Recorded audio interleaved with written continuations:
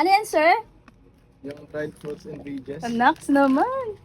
So guys, meron ulit tayo dito available na ano nga to? Fruit and vegetable chips. Ayan po yung supplier natin. Big time po yan, guys. Marami po yung lupain.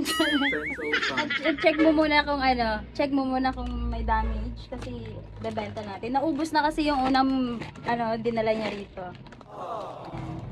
Oh, check mo, sir. Baka wrong. So, kung taga Iloilo ka, Kabatuan, meron na ulit available. Marami naghahanap kasi naubos na. So guys, itatanong natin si Sir kung ano yung inspirasyon niya. Bakit nagbi-business siya ng mga ganito? Bakit ka nagbi-business? Anong hugot mo sa buhay? Siyempre, kung merong business, merong pera. Mukhang pera ka rin ba?